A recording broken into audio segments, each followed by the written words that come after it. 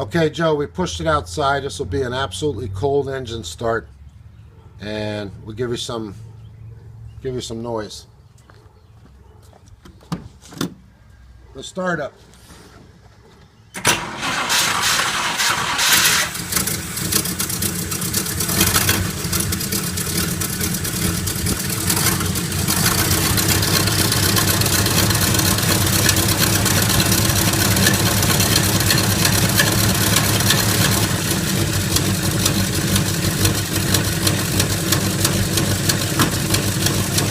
This is absolutely cold. You get a little of that plug sound, but can't feel it leaking air anywhere. Now, Dan heard another one start up yesterday at our show, and he said, Art, you know, it was in 1947. He said, you know, Art, it sounds the same way. And the whole thing sounded the same, just like yours. And then we took it out last night to the restaurant, and I was explaining to him kind of like what you were talking about. And he said, you know, Art, he says, maybe Joe's right, it's thermal expansion or whatever. So I don't really know. Because I basically have nothing to compare it to. We're going to let this run for about a minute more, then I'll give it a few RPM. But even Dan would tell you, he's doing the filming. I mean, once it came up to like pressure and everything equalized, well, then it was quiet, right, Dan? Yeah, absolutely. Let's see, I like these Gano filters because it lets me look right inside my engine and I know what's going on, you know? First off, it tells me right away whether my pump is working. This has a stainless steel filter inside. Anything coming out of the engine doesn't get back into the radiator. So let's give it a few RPM.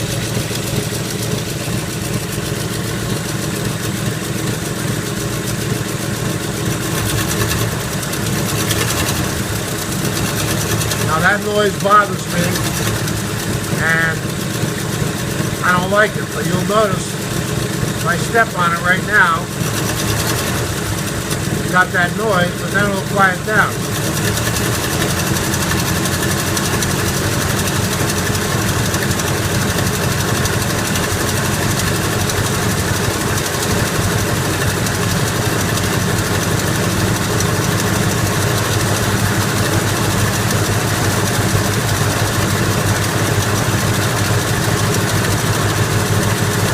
See, what do you think? That still sounds like an airline, doesn't it?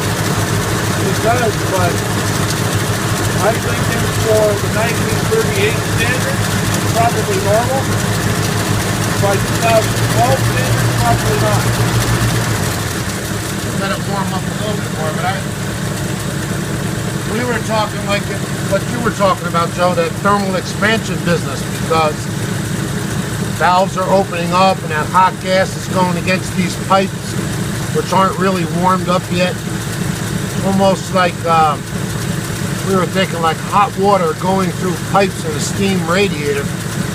And you know, if there's air in there, you get that knocking, pounding. I mean, the engine doesn't shake. We went right up to 65 or 70 last night, didn't we? And a cruising speed and deceleration, there's no tick whatsoever. It's only under acceleration. But I can't find any air leaks now. So I'm thinking maybe this is kind of like normal. But like you and I were talking, Joe, I don't have a ready-made reference point. It's not like I can start up my 390 and then Dan pulls up and we go out and look at his 429. We can listen to the different V8. Now right now it's essentially, I don't have a problem with that, except for when I step on the gas. Now it's getting a little warmer. I mean, it's pretty warm, but it's not hot yet. It's not like it's been running for a half an hour. And I'm starting to think, after running it last night, that maybe we're chasing a ghost. I mean, there is, under load conditions, when you start off, you're trying to move 4,000 pounds. Maybe those valves, like you said, are opening up. that thermal expansion that you talked about, maybe that's taking place, but as soon as the pressures come up, then it kind of quiets down. Now let's see what it is. It's a little warmer now. We'll give it a few more shots. Can you actually pause that? You're running. No, I think we've been running now for about 3 minutes, 4 minutes. Now that noise there, right there, it's still there when you accelerate, but it will go away.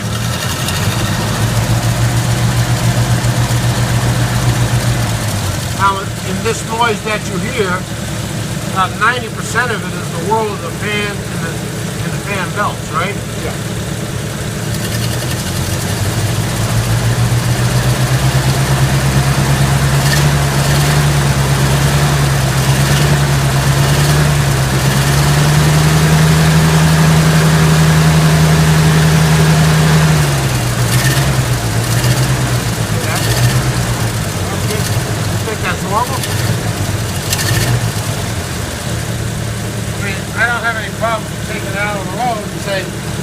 Let's go 70 miles an hour, but when we were just doing that, Dan says it sounds good, but to me, it doesn't sound good.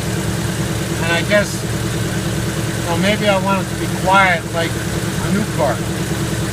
And so I'm hoping that with what we send you, you have some kind of an analysis for us. Maybe it sounds like you're, now that's that idle. Idle's a little bit high, I think. I gotta back the idle down.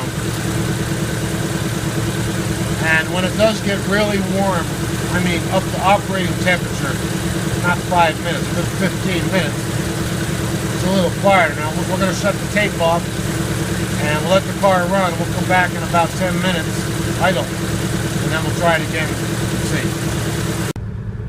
Joe, we're inside the car and we're going to take it a little bit on the road for you a little bit too. Oil pressure is good. Temperature, she's warming up. So once we hit the road, you'll have a better idea of what we hear inside the car. Let me know when you're ready. All right, Joe, we're taking her out on the road for a little ride.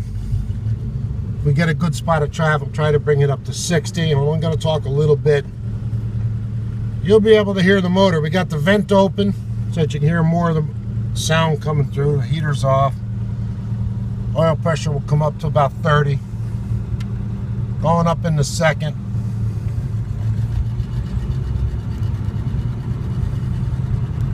I don't know if you heard that, but it's a little throaty. Under load.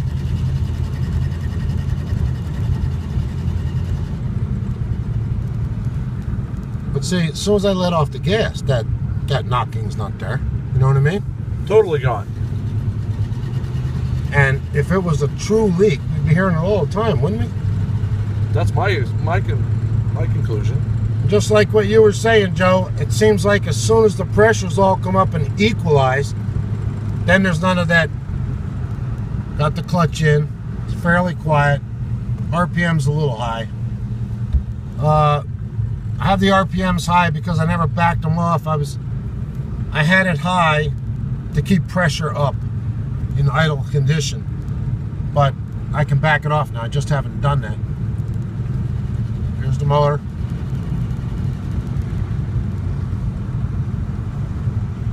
Now back pressure on this engine's good because if I'm doing 60 and let off the gas, it'll start slowing you right down.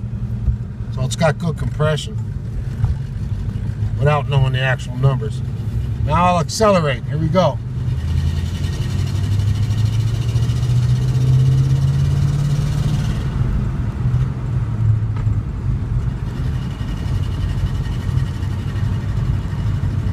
Now the microphone might not pick it up, but it's still a little too noisy for me.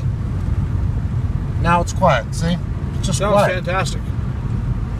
What do you have to compare it to? You don't have anything to compare it to. No, but if I was sitting in a 1930s car, that's what I would expect. Well, that's what we're trying to figure out. Joe's got one, I got one. And neither one of us have a reference point.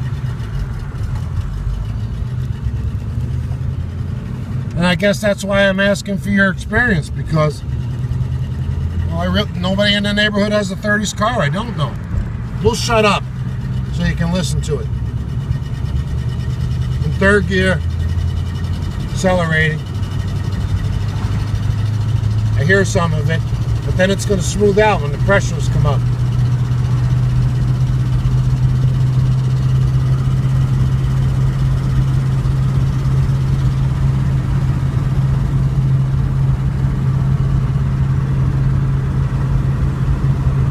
Now we're doing about 50.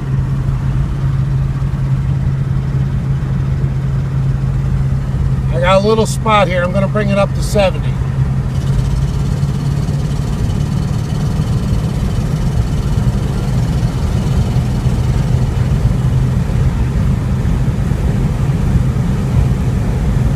Got it up to about 60, but there's traffic is happening. I got to back off. I mean, there's no backfiring or skipping or anything.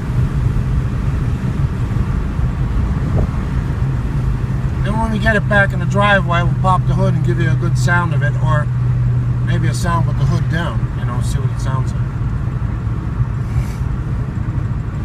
Now what I want to do when I take a turn here, if you hold it out the window, hold it firmly, so you can pick up the sound of the engine. That won't work. Too much wind noise. Too much wind noise.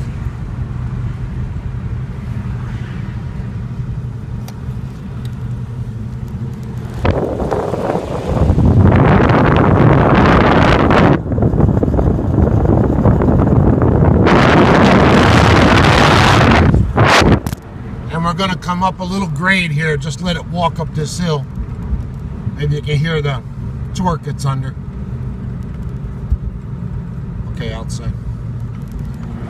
Here.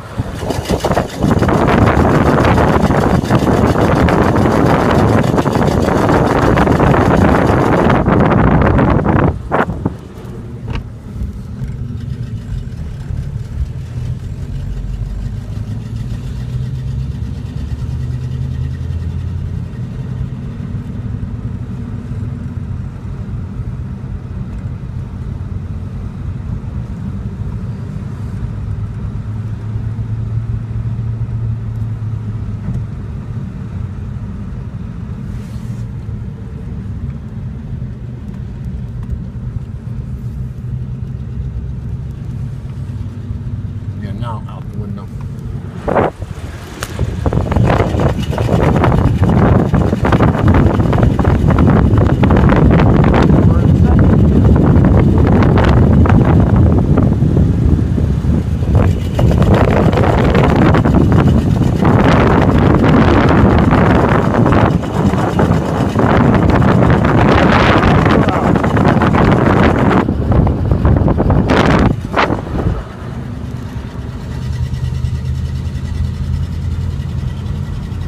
What do you think, Dan? You think it's just kind of, maybe it's normal for these cars? I would think it's normal for these cars.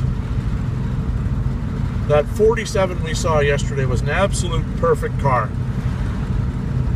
Sounded just like this? It sounded exactly like this when he took off, everything. It sounded exactly the same when he started it up and everything. Even when he drove away? Even when he drove away, it sounded the same thing. Well, if Joe's car says, well, that's what mine sounds like, then that's what it sounds like. But if Joe says, no, mine is quieter or quiet, then I got to keep looking.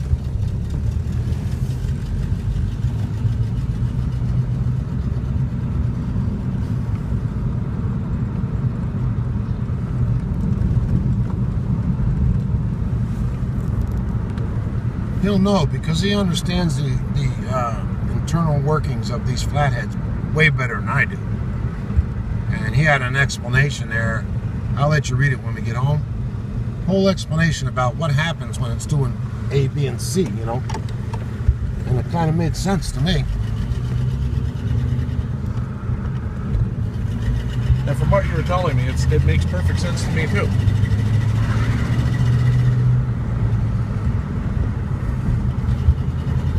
Because right now there's cool air coming through. That cools down those exhaust pipes. But there's hot gas under load. That hot gas comes out them valves and hits those pipes. You know what I mean? Now, when all those speeds come up the same and the pressure comes, then the engine quiets right down. Because then there's a natural flow there. Right. The gases are getting out of the system at an equal rate. He explains it better, but I think that's what he's talking about. Of course, he could probably hear the both of us talk and think we're crazy. Right? I think so. If you can't be crazy, you might as well be dead. This is the world of old cars, Joe. We got to try to figure everything out. Everybody else that knew is dead, you know. Anyway, it's a nice riding car. It's fun to drive.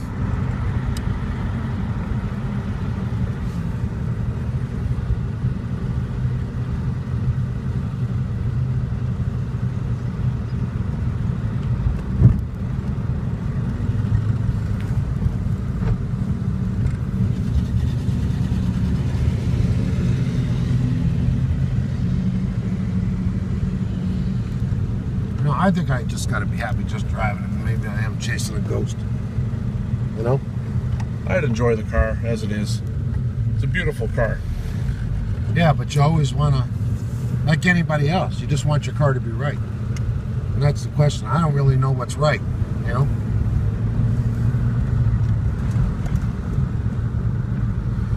Trumpets work, though.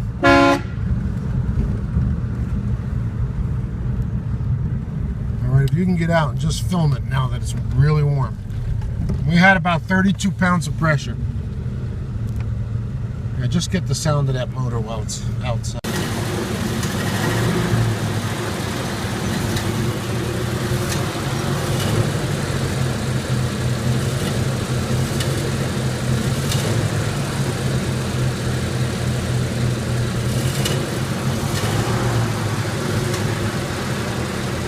Hardly even there now, standing outside the car.